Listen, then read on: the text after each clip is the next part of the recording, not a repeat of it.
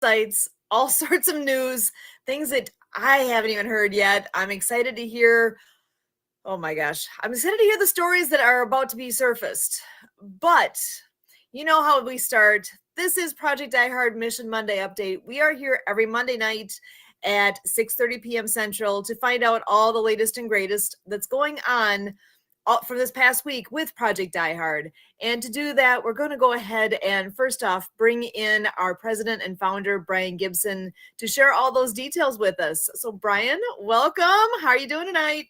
I'm doing good, but we're going to start things new here because people, we did it once, so I'm going to start doing it all the time.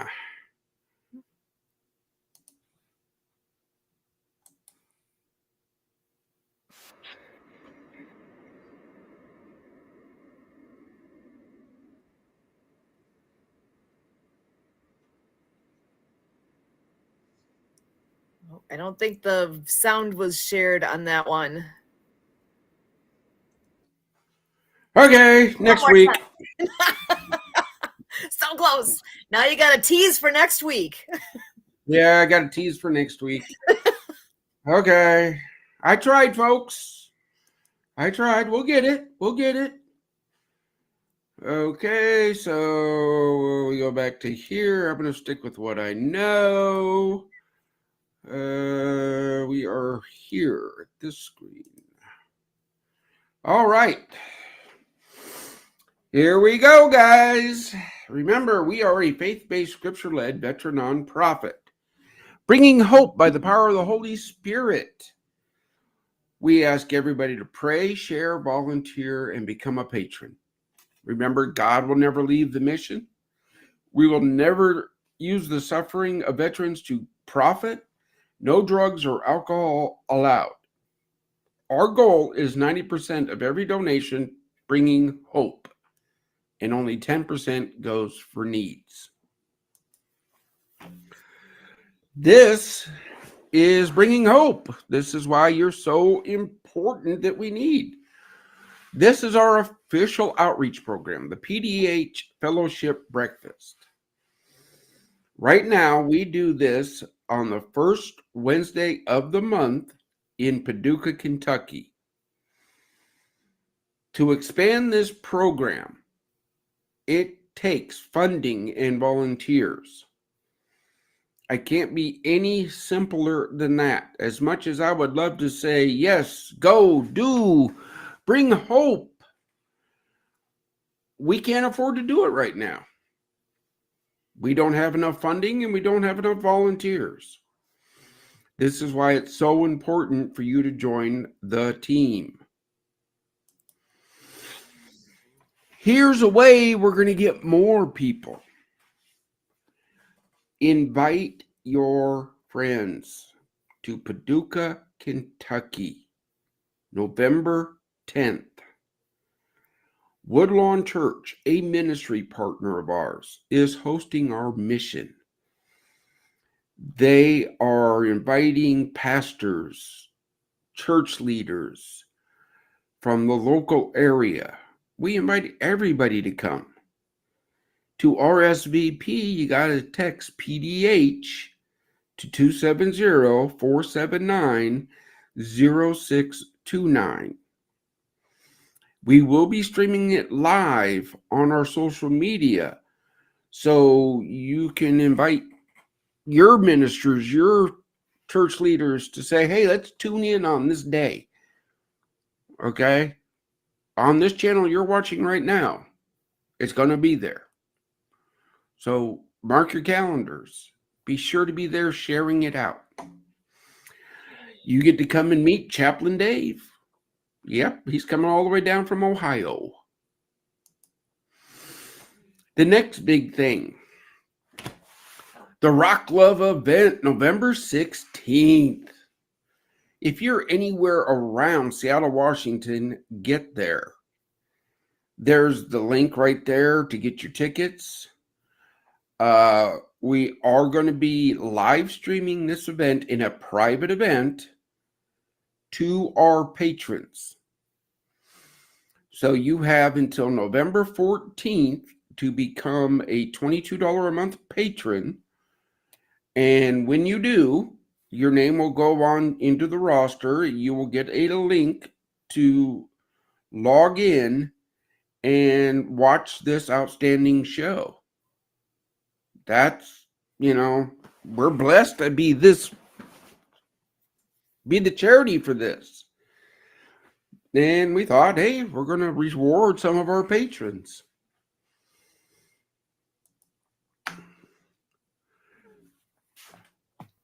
We're going to be highlighting resource partners every week now. The first one we're going to do is Roll Out PTSD. They are a resource partner. What resource do they bring to us? Well, our job, our facilities and housing and counseling and therapies and things of that nature. Their job is week-long retreats on the island of Puerto Rico. So you support them, they can do more to help us. You support us, we can send more veterans to them. It's that teamwork making the dream work. Remember, only the best will do for those we serve, and they have proven they're the best. Community support programs. We have ministry partners, resource partners, mission suppliers, facility suppliers. Where do you fit in? Or are you just a volunteer who wants to help expand these programs? Hope Stock 2025. We need you.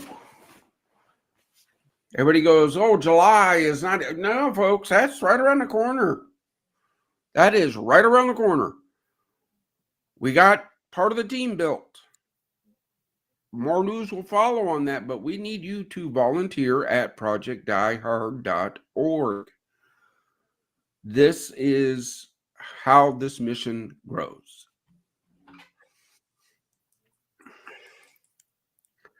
So, short, sweet, to the point, right? There's a lot packed in there, though. That's the way it always is. There's a lot going on. There's every day, there's movement, there's activity, there's a lot going on. Sister, that isn't a tenth of what goes across my email every day. That's the highlights. Mm-hmm. If you want to get into the nitty gritty, they got to do like what you did. You started out as a volunteer, you proved yourself, you got moved up to an ambassador, then you proved yourself again, and now you sit there and advise me on stupid things. Okay, see? You got to earn that right. And it's an awesome team. It takes, like, the number of times I've heard it, and I do believe it to the core of teamwork makes the dream work. And we do need more people to join our team. And we've been very, very blessed to have a wonderful gentleman that has joined the team not all that long ago. You mentioned him in your praise report, with Chaplain Dave being part of our team. And I know he is joining us tonight. And I think we should go ahead and bring him on in to say hello. Oh, yeah, bring him in, because I understand we tried this last week, but we had some technical difficulties. Yes, we did. Stu, go to town. You want to hear what he did for 21 days, right? I do. Go ahead. We got the glitches worked out. Glad you're here. So I want you, if you wouldn't mind, just take a moment and remind everybody who you are, what you do with the mission here, and give just a little backdrop. Well, so I am Chaplain Dave. I came on board now. It's been, what is October now? So 3 months in, 2 months in, 3 months in. Came on board about 3 months ago. So I came on as the chaplain after the previous chaplain left. Long story backing that up, but that's for another time. last 20 some days, I was deployed with FEMA down for the Hurricane Relief Project. So that's where I've been. So that's why I've been in and out. I was on a little bit last week. Like we said, there was some technical difficulties on my end. So first and foremost, thank everyone for the prayers, the support while we were down there. It was an eye-opening experience for sure. They're not out of the woods yet. There is going to be ongoing relief efforts down in Western North Carolina, South Carolina, Florida for some time to come. They were not expecting any of what they got in the Carolinas. I mean, you wouldn't expect a Category 4 hurricane to roll up in the Carolinas by any stretch of the imagination. That's where everybody from Florida goes when they get evacuators up to the Carolinas. So for them to get hit with a Category 4 was not what they were expecting or prepared for by any wavelength. No joke intended there, but yeah, that's pretty much what happened. So yeah, that was my excitement for 20 some days while we were down there. So, and how is it that you were brought into that position that you ended up down there? So I work with a company called Superior Ambulance, and we are part of the FEMA deployment teams.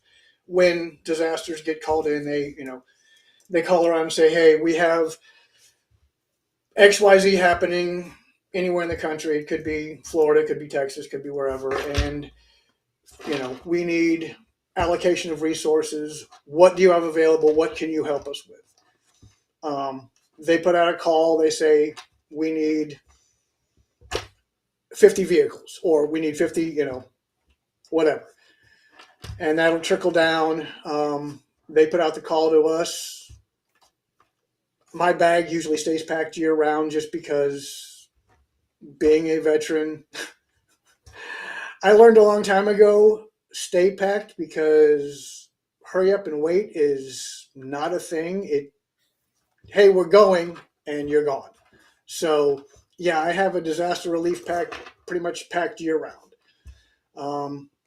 They put out the call, me and my partner, and I think the first wave we sent down was 10 or 12 trucks, and then they sent a second wave down after that.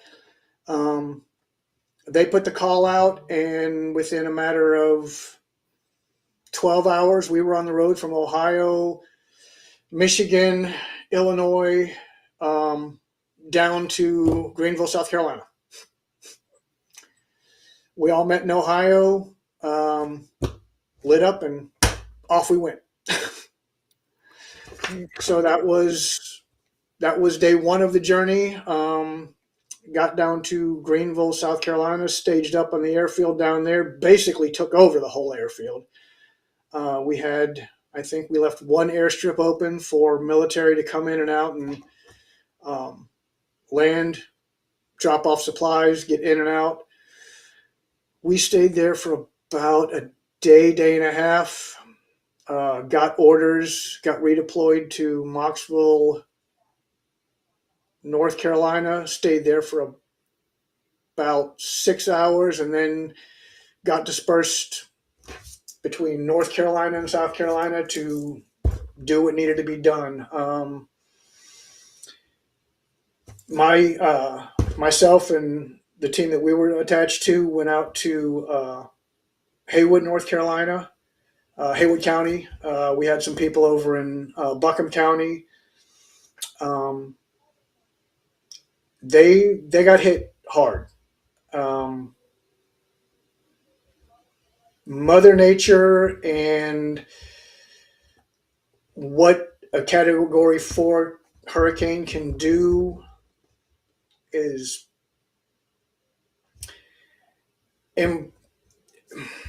this isn't going to come out the right way, but impressive and very destructive at the same time.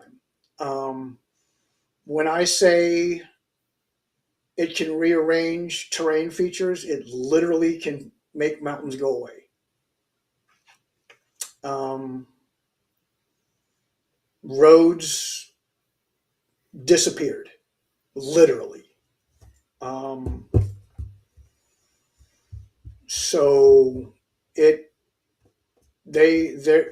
Western North Carolina got hit pretty hard. The people down there are going to be in recovery mode for some time. They're still going to be in probably recovery for months, if not years, to get everything back to any semblance of what it was before.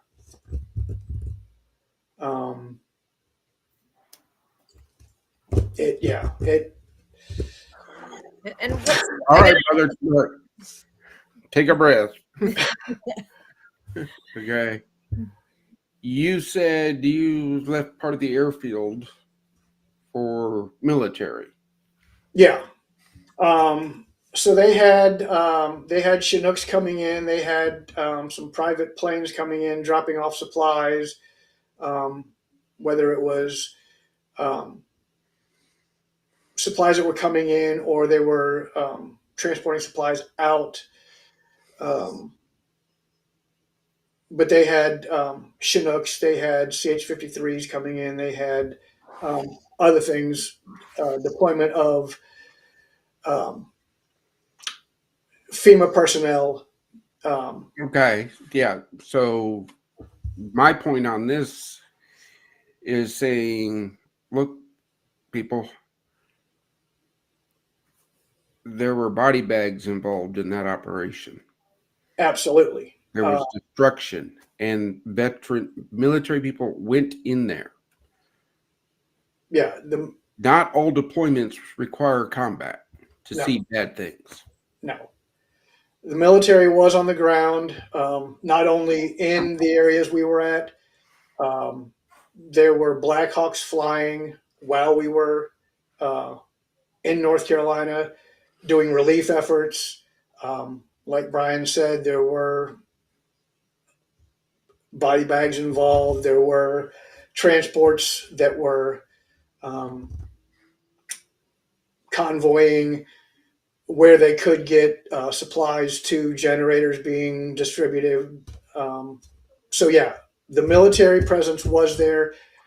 Not only that, but I lost track of how many veterans I personally talked to on a daily basis while I was there that, hey, they were like, yeah, I may have literally lost everything, but what can I do to help you guys? And I'm like, we're here to help you.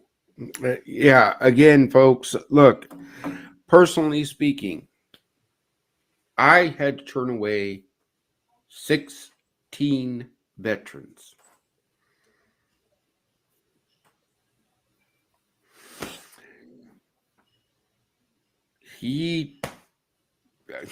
I lost count, literally. And literally telling you people's lives literally, like they watched their whole lives, house, family, belongings washed away, getting airlifted off of pieces of property that probably weren't bigger than 20 by 20 because there was nothing left around them. They're stranded on a piece of property that's maybe 20 by 20 and there's nowhere for them to go. Or they're getting, rope bridged across because there's no other way to get to them. Brother. Yeah, my point is being this. I will not build any other facility until forward operating base rush is complete. Because policies, plans, everything has to be done right. Exactly. Everything, it needs to be in place, it needs to be working, and it needs to be sound before we move on. We know that. I mean, Sue, Chime in here. Yeah, there's an obvious need for what Project DieHard is doing and where DieHard is going. So we have the facility in Illinois. It's in McAnda, Illinois, and it needs to be finished. All the remodeling on the inside needs to be finished so that we can bring the veterans. So like you were saying, you had to turn 16 away. Had this facility been finished and fully operational that we are working on making happen, those veterans would not have needed to be turned away. Absolutely. Simple as that. Well, before the naysayers jump in, we got them help, okay? Yeah, we didn't turn them away. We just couldn't have them at right. We couldn't do what our mission dictates. Right. Okay, folks?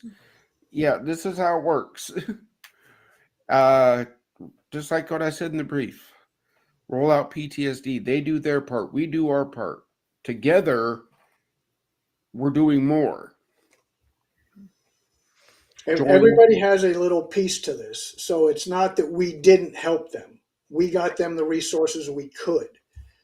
We just couldn't house them at this time. Right. Yeah. Yeah. So it's not that we turned them away. We just weren't able to. No. Yeah. They purposely asked, do we have room at Fob Rush?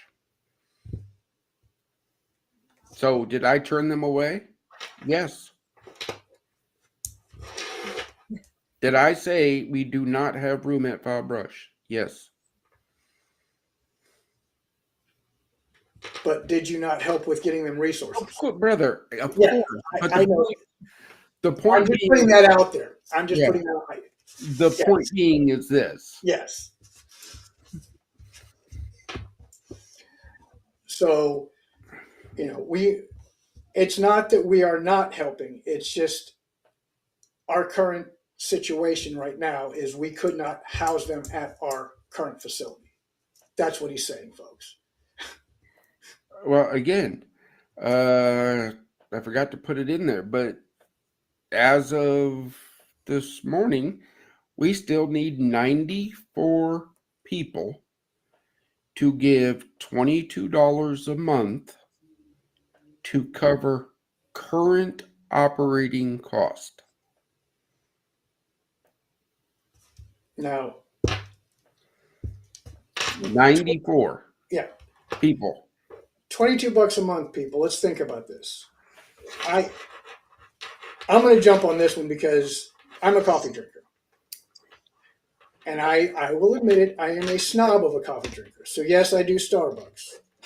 I'll put that out there. $22 a month doesn't even cover my coffee. I will tell you that a monthly cost for me, $22 a month, does not even cover my monthly cost at Starbucks. So you can help fund our monthly budget on what a monthly coffee drinker spends at Starbucks. I promise you can. You give up 1 cup a day and you can do it. Absolutely. Or you can even order from Third Day Coffee Seguin and get even better coffee from a veteran-owned company. Yes, you can. And for every 3 bags you buy, Project DieHard facilities get us a free bag. That is true. Teamwork makes the dream work. So I want to go back to what you had said with $22 a month. I would like whoever's listening right now to actually take a moment and think about that and how doable it is. Are you the next one that is going to be taking that role on? Because we're looking for volunteers. We're looking for all the things, because it takes a big team to make all these things happen. And that is something that if you're not able to physically go to the location, if there's whatever reason you can't do any hands-on type of things right now, maybe $22 a month is not a big deal for you. Maybe 44 is not a big deal. Maybe you can take it. You said we have 94 spots still available for doing the 22 a month. I would love to see that be what was it that you had said earlier? By the end of the year, we will have. Well, by the end of October 31st, if we meet those 94, the patron has thrown out a challenge. I'm just going to tell you this. If we meet that 94, that will cover our operating expenses. This patron, if we meet the 94, will get us a new tractor for the fob. Okay? Okay, we got 3 days. Who is it? Who's it gonna be? Oh my gosh. So a new tractor. Wow. Come on. There's 20 acres where you are, right? Where Fob Rush is located. A tractor would make a big difference on site there. Huge. But I didn't even know that one. You kept that one from me, Brian. What's up with that? because he said, don't tell. Fair enough. But Okay. I figure we're 2 days away. Yeah. And we still need 94, so look. All right. I'm probably going to catch hell on that tomorrow, and I don't know how that's going to fail out. We might not get it now because I spilled the beans, but you know what? You didn't give details. You just gave us the bottom line. Yeah. The bottom line is I'm thinking back to last week now. You introduced me to a new term. So Yeah. yeah. So, and I don't know how many of you follow us regularly, but there was something that I'm not going to say it was a challenge, but it was put out there probably 6-8 weeks ago. For the 100 at $22 a month. No, I'm referring to.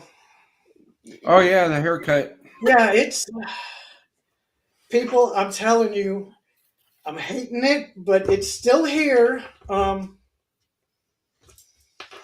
almost called my barber 4 times in the past 2 days, but it's still here. It will. It's gonna get there. Again, folks. Look, this team on this screen is doing what they can. We need your help. Yeah. What it is. what do you bring? Oh, We all bring something, and that is, what is it that you bring? So think about it. There's so many ways. Everybody has different talents, different abilities, different strengths. What is yours, and where does it fit into this wonderful puzzle that we have that is Project DieHard? There's so many pieces that are still being put together to make this be all that it can be, and that's where we are reaching out. It's a sincere reach out to say, hey, we need your help. So please take a look at what's going on between things that are happening on site, between the fellowship breakfast that's going to be coming up soon, becoming a patron. There are so many ways that you can help. What's your choice? What are you going to do? yeah. You've heard me talk about it. You've heard Brian talk about it. You've heard Sue talk about it. Monetary donations are great. We're never going to turn one away unless it doesn't hit one of our 3 pillars. That's not a big deal. But the 3 things we ask for: pray for our mission, share our mission, volunteer. Those are the 3 big ones. As far as volunteers go, I guarantee we can find a niche somewhere that one of your skill sets will fit into our mission. I promise you. If it's ministry, if it's stewardship, you're probably going to be talking to me. If it's education ideas, Sue's your girl. Marketing, Christy. Grant writing, Ronald. Community support, Kurt. Yeah. Everybody plays a part. And we're easy to reach. You see how my name's right here? Susan at projectdiehard.org is my email address. Use it. Yeah. Dave at projectdiehard.org. It's there. Contact at projectdiehard.org. Yeah. Okay. Volunteer at Project DieHard. Yeah. Look, folks, as much as I would love, and I used to give out my direct line email, but,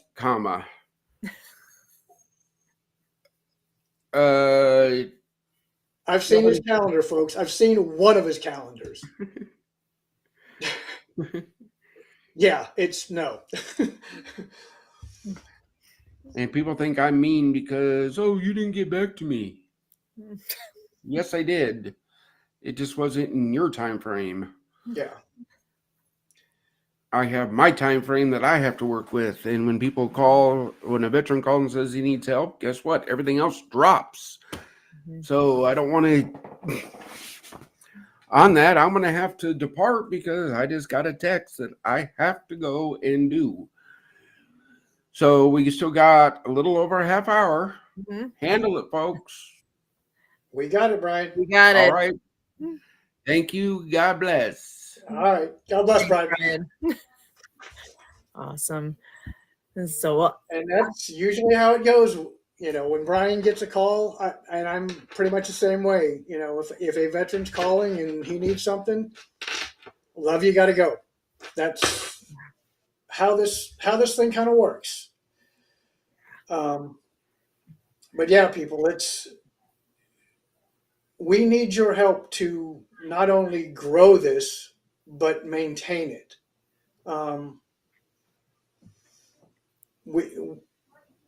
Obviously speaking, as a vet myself, I wear my heart on my sleeve for my vets. And when I say my vets, I'm talking about all vets. I will throw first responders in there as well as, nurses, so on and so forth. But this is my world. This is the world I play in every day. None of us, you've heard Brian say it time and time again, and Sue, you can back me up on this. We're doing this on a volunteer basis. None of us are getting a paycheck. We're doing this because we care, because we love what we're doing. You want to look at the missions records? They're there to look at. Brian will be more than happy to let you look at it. I mean, I don't think there's any questions on that. And it's kind of interesting. We have similar pieces of our backgrounds that match up because you are in the medical world, right? Yes. Ryan was a medic back when he was active duty.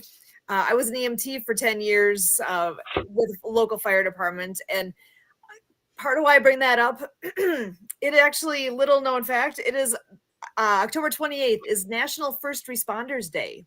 Yes, it is. You knew that. Oh my gosh, you're the first person that I've come across today that actually knew that was a thing. Yep. So awesome. And I had today off, which is unusual. That's a way to celebrate. Yeah. So yeah, I actually had today off. But yeah, it is National First Responders Day. I did not go out and partake of any of the freebies, but they were out there. Oh, I missed that part. So we do the shakedown every day at 12 o'clock noon Central. Shakedown, as in literally shake 15 minutes of music and motion. And part of that at the end, then we have a friend that comes in and shares with us what all of the things are to celebrate today. And that was one of them on there. It's actually also National Chocolate Day. So celebrate. Have some chocolate. That I didn't know. Probably good my wife didn't know that. Hey, you could surprise her and, That is a thing. That is definitely a thing. So, but yeah, there's a lot going on in what we got. We've got a lot coming up. Like Brian said earlier, November 10th, for those of you who don't know, not my actual birthday, but my birthday. It is the Marine Corps birthday. is November 10th, and I will be down in Paducah speaking for the, I guess, meet and greet, as well as the Veterans Day gathering with the pastors down there. So I'll be giving a special message down there for that. So anybody who's going to be in the area, please come on out. We'd love to. I'd love to meet you. We'd love to tell you what's going on with the project. Any information we can give you if you'd like to volunteer, get involved. Both myself and Brian will be there. Love to meet and talk to anybody who's interested.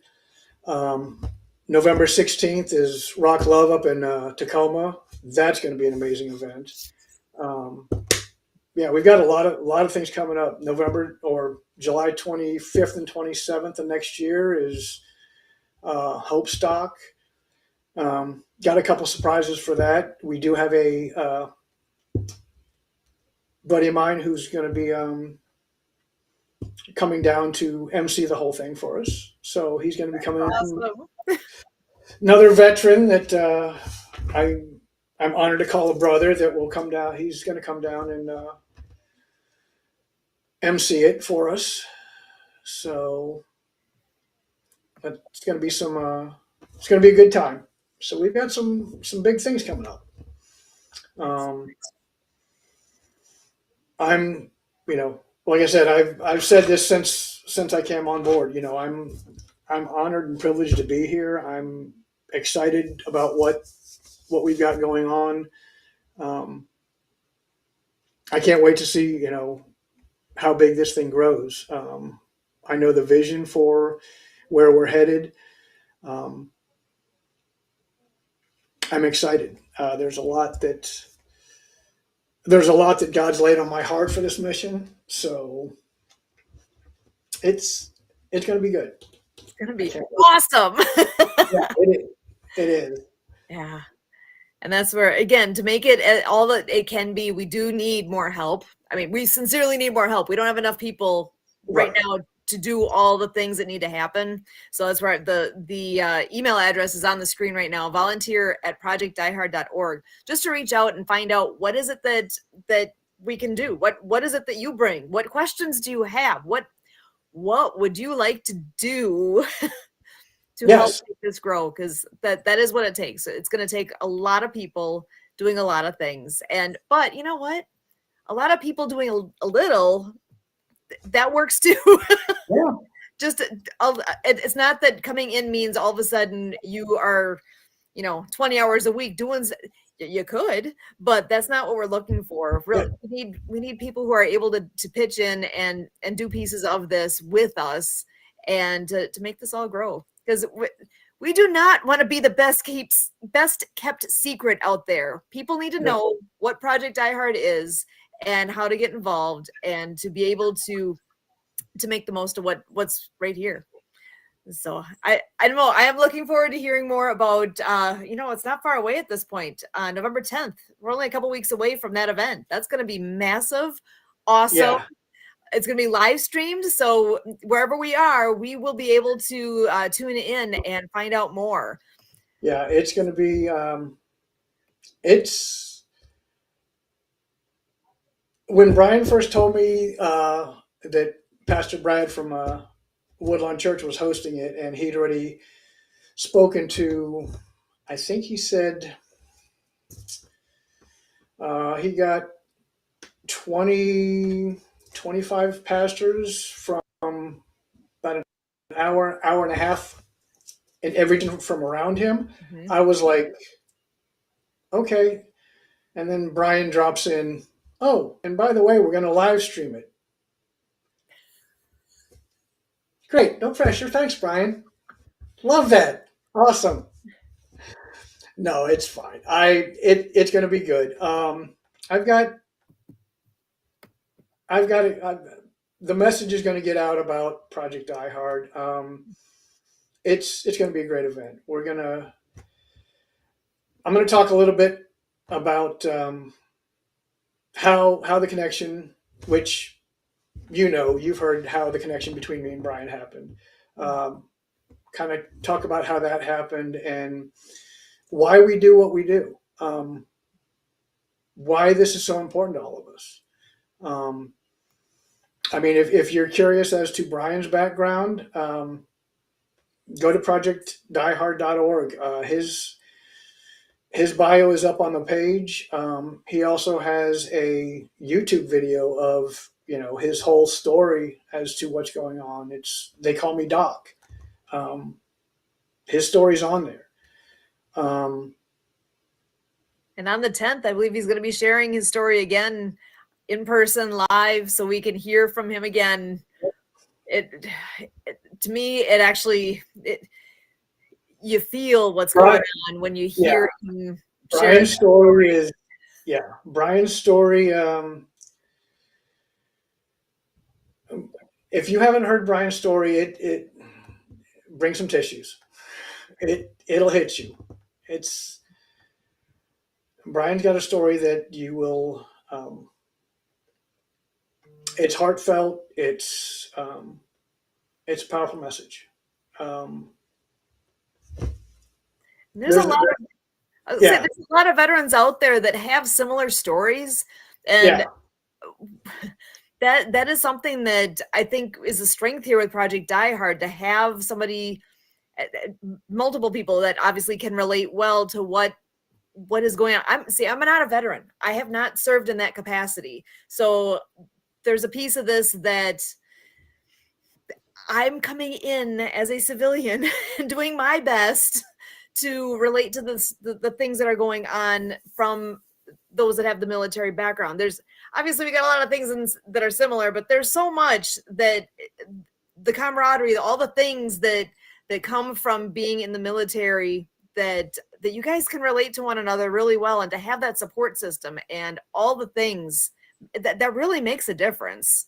It does, but I mean, you having the EMT background as well, you kind of understand it. I mean, there is a crossover into that there is you have an understanding of, I know that this person is going to, if things go sideways, I've got that person that I can almost instinctually know what's going to happen without having to, walk them step by step, because it's just motor actions, because you've done it enough.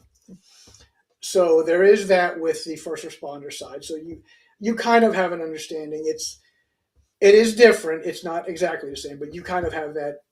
There is a little bit of a crossover there. So you can't completely pull yourself out of that. I mean, you do. There is a crossover. But I will say that I have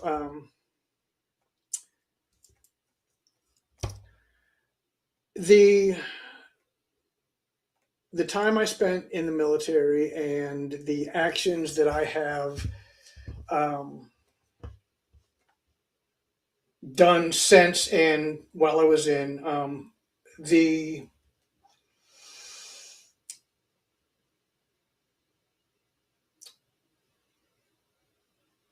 friendships and brotherhood and sisterhoods I've built with some of them have been tremendous.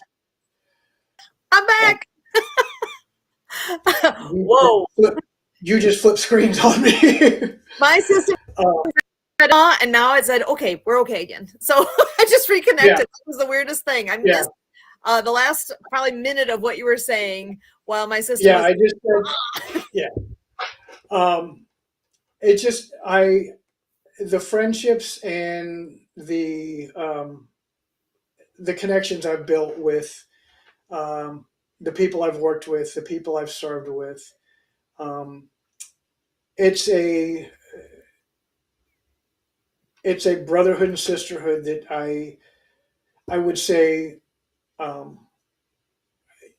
you can't, if you haven't served in that similar capacity, you can't understand it. People say, oh, well, yeah, I understand. You might be able to comprehend, but you can't understand it until you've actually been around it long enough or been in it. Like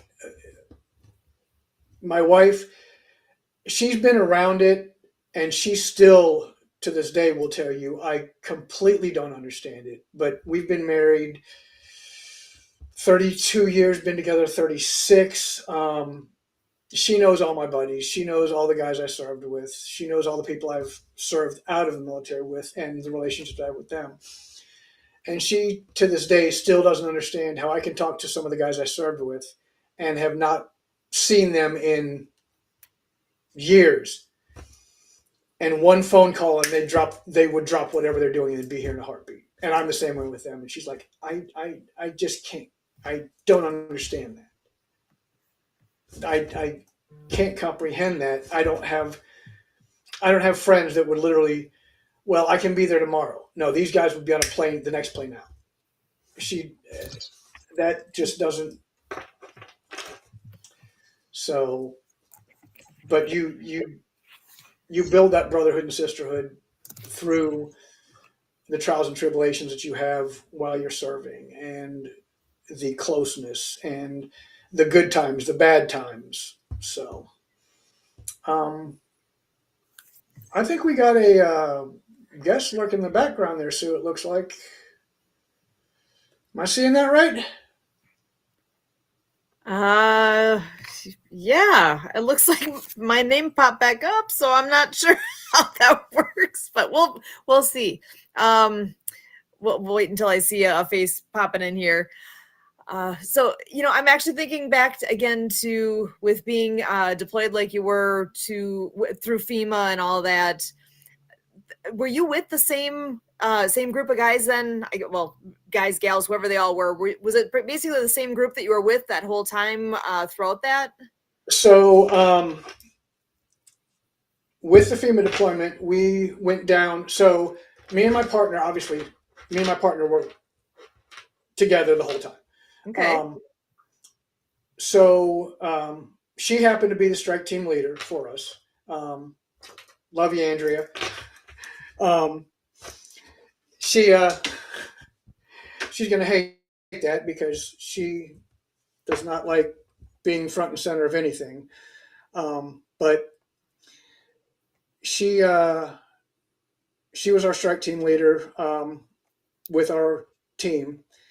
So her phone was like Brian's, going off every 3 minutes because everybody's checking in, and she's got to coordinate 5 other vehicles through the whole tactical nightmare of we're moving here, we're deploying here. So yeah, she got less sleep than what anybody did through the whole deployment.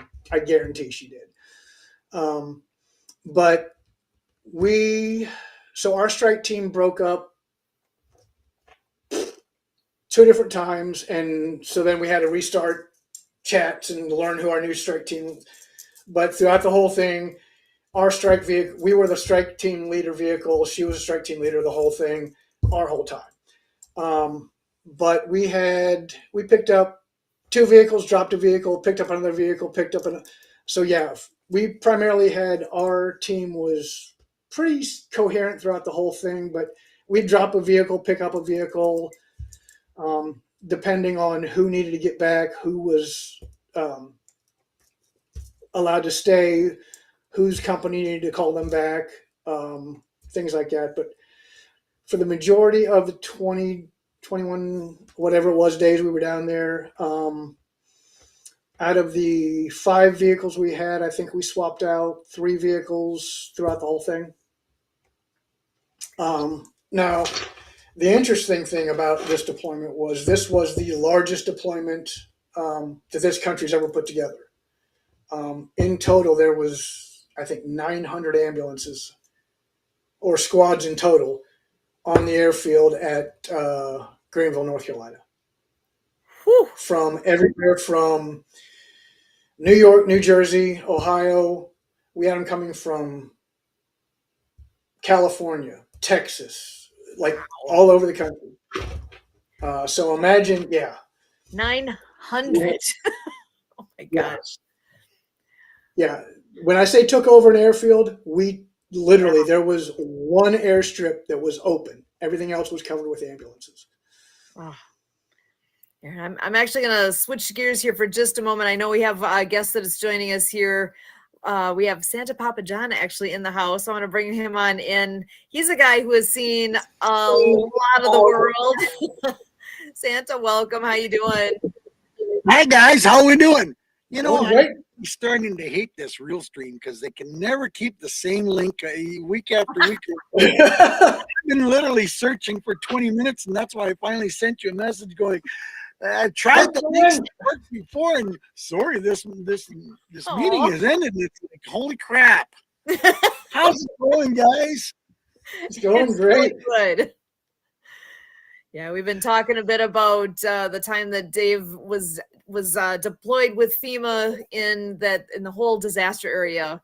He spent 21 days in the area there. I think you were around last week hearing a bit about that. So we talked more today on. My son-in-law went down to Florida last summer when the tornado, or 2 years ago when the summer, and yeah, there was a whole airport lined up of bucket trucks. And then, of course, the one has to go up there to take the pictures, and it's just like literally hundreds and hundreds of bucket trucks waiting for the storm to hit, or waiting for something to happen and for them to get their marching orders on which way they're going to go. But holy moly, yeah, it was kind of interesting. And yeah, he was down there, I think it was like almost 3 weeks, and sleeping in the trucks, and because the hotel rooms that were left are available.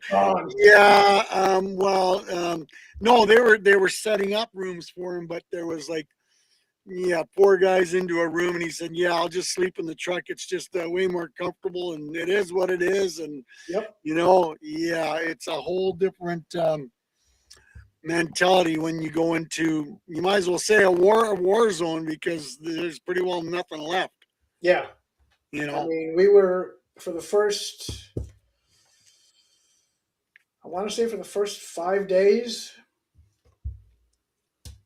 no power, no Wi-Fi, no electricity. It was, no drinkable running water. Yeah. There was running water. There was lots of running water. Just not the stuff you almost step back 100 years in time. Yeah. So we're seeing pictures but I'll finish the meeting off here on a happy note for you guys, because I got some really exciting stuff over the weekend. I actually got the email from you. Did you see that? Yes. That made me super happy. Are you Santa approved? When I first got it going, I talked to some marketing people, and they said, maybe you should protect this. I says, what do you mean protect it? And they said, file some paperwork to, trademark that. I got an email Friday night. I have been approved. Ooh. Are you Santa approved has been officially, it is now trademarked, and I own it. Awesome. And as Project DieHard, we are Santa approved here, so we are on all sorts of official levels going on. That's exciting. Absolutely.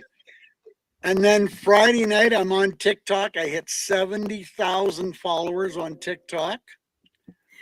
So that's pretty exciting. And yes, absolutely. And then I didn't send it to either one of you two, but I sent out a trial message with my new website, the Warriors Beacon of Hope.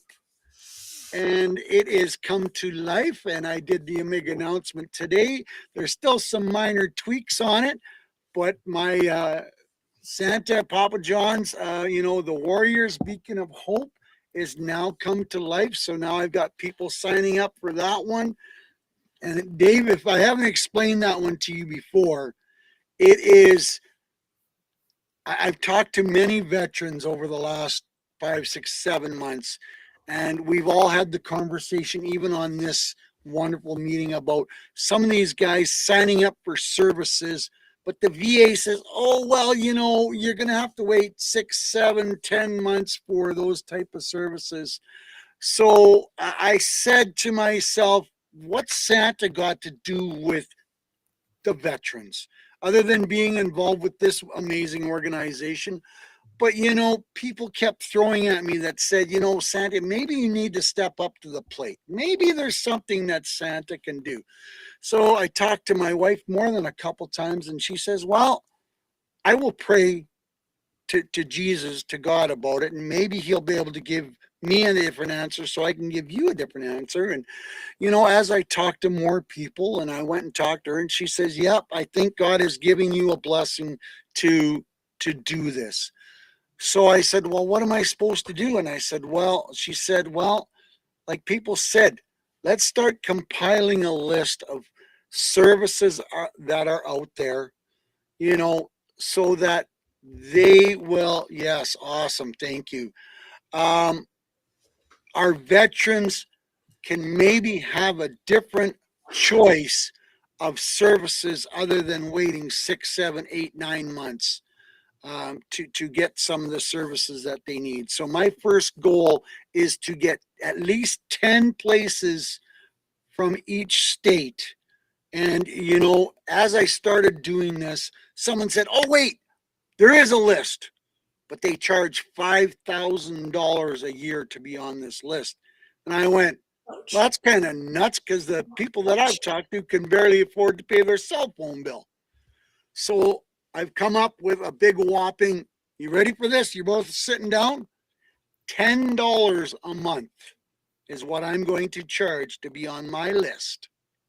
And if they can't afford the $10, I'm going to donate to the group one of my custom stories, Christmas stories, so that they can raffle it off to cover that $100. Well, yeah. So now I've started a Facebook group to start getting the conversation going. And I just released the video about 2 hours to do the official announcement that says the website is live. And you're both are more than. I saw Project DieHard is on the website. Yes, Thank you. they are. Yep. Saw that. Absolutely. Yep. Yeah, I've got like 3 or 4 on there now. So now we're going to start sharing this and start spreading the word, and hopefully, I'm doing another announcement, but I'll say it here first.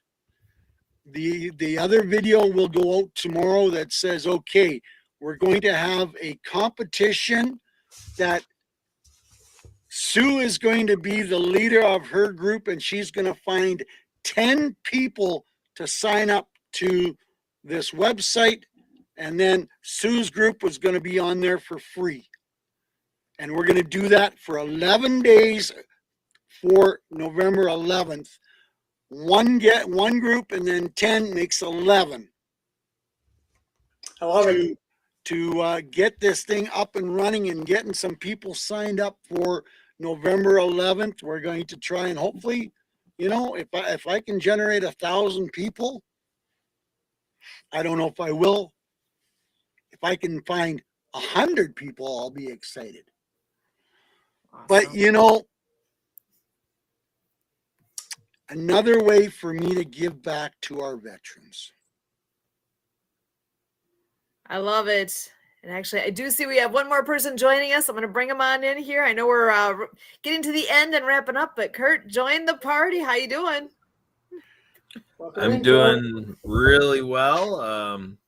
What a day, October 28th, 2024. And, I had an interesting call today with contact through the Great Discovery.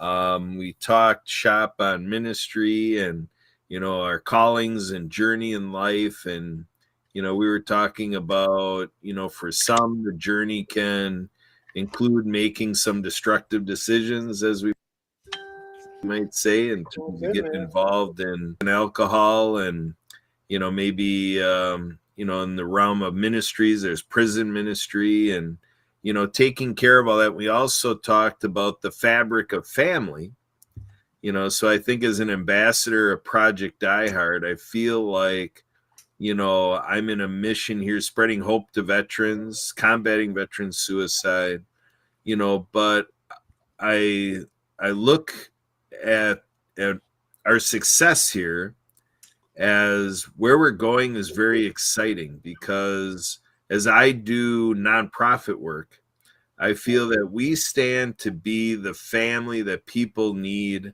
out in the community, because we don't know who we're reaching. We might be reaching folks who, community members, community organizations. Project DieHard may be that family because they might not have any blood family alive, that type of thing. So we were talking about that and how families are moving all over the place. So obviously, if you're a family that has somebody in the military, so on and so forth, get deployed, and so this element of family is something we really got to think about and create that support, as much as we can. So it got me thinking about more ways that there are so many benefits here at Project DieHard and how this is evolving into something so magnificent. It's very believable. Most of the time you're saying it's unbelievable. Well, I don't want to say what we're doing here is unbelievable. It's very believable. And we got a event. Absolutely, it is. Yeah, we got a couple of events coming up, so on and so forth. So I guess my message out there is that, we're here available, and, our design is to help you go another day. So there you go. That's my message of hope for today and my extra nuggets.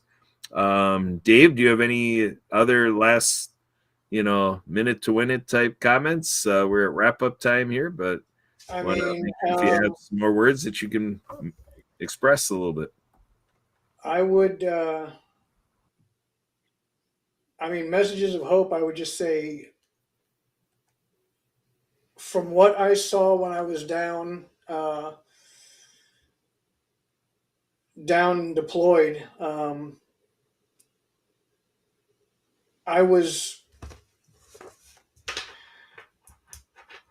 from what I saw with neighbor helping neighbor and the human element of, even in their worst times, people are willing to step up and help their neighbor, just brought back my faith in humanity and the willingness of everybody to step up in hard times.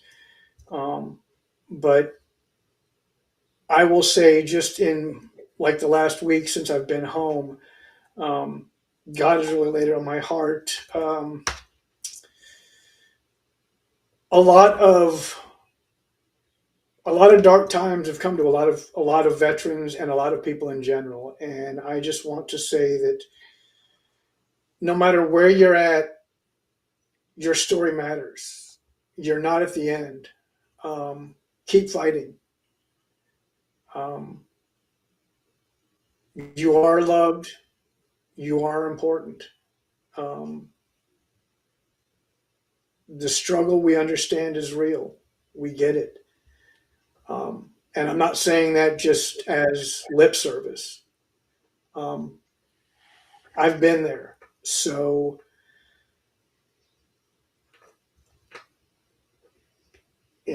keep fighting. We're all here. If you need to, get a hold of me. My phone is on 24/7. You know my email address. You know how to get a hold of me. In your darkest hour, call on me. I'll fight the demons with you. I got your six. We all do. Thank you so much, Dave. And I know I had glitched for a moment. Who else still needs to go for their message of hope as we close up this evening? Did you guys all get a chance? Santa Papa John moment. Anything to finish up on, Santa Papa John? I'm working towards getting this website up and running for you guys, the veterans, for EMTs, for police, fire people, and that means I'm working hard to give something to you, the warriorsbeaconofhope.com. And what I'm going to do is give you guys a second chance at finding some services. I'm going to grow this list. I'm going to work on it, but it's for your benefit, not mine, not Kurt, not Sue's, not Dave's. It's for you guys, and you guys need the services. Like I tell everybody when I'm discussing my whys, you guys didn't hesitate to sign on that dotted line. Why do you need to hesitate to get put on the list of, well, we'll get to you in 6, 7, 8, or whatever the number of months is for your list to wait to get services? I'm sorry, that is not acceptable. We're the biggest and the best country in this world, and we need to step up and do better for you guys. And that's what we do here. That's what we do as part of this mission, is we're all stepping up to the plate to say, hey, we are going to try and do better for you guys.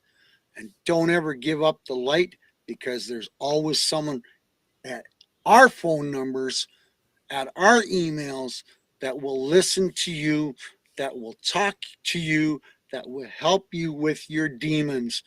Do not give up. Do not give up hope, because we're here for you guys. Absolutely. Awesome. All right. And Kurt, did you have a chance to go already, or is it your turn now? Yeah, I would say I'm feeling good about where I left off, but I can add in a thank you to our Chaplain Dave here for all the service you provide in our team, and Santa Papa John for the constant beating the drum of Project DieHard and being so committed, to what we're doing here, saving the lives of veterans and finding your own ways to build off of it. And Sue, everything you do to, make us a dynamic duo as ambassadors extraordinaire for Project DieHard. And we're going to keep going and growing. And I am ever so optimistic. Sue and I are members of Optimus International. And I guess the one thing that I can add is my telephone number. That everyone out there, veteran or not, everyone out here, if it's for the mission of Project DieHard, I'm yours. Call and text 262-372-1754 and fill up my inbox, please. Let's see the limit of Google, those Gmail addresses, but this is with Project DieHard's domain. So Kurt, K-U-R-T, at projectdiehard.org. So Sue, with that. And they both ran away. And they both disappeared. All right. Well, since Sue's having a computer kerfuffle, we're going to go ahead and we're going to call it a night. We're going to head on out here. So please share around projectdiehard.org. Visit all of our social media on YouTube and Facebook, and do whatever you can out there. Please do something. We have our friend Zach Clayton out of Colorado with Community Pay It Forward that says, if you aren't helping anyone, you're hurting everyone. So I'm going to add to that for the scope here with our veterans. If you're not helping any veteran, you're hurting all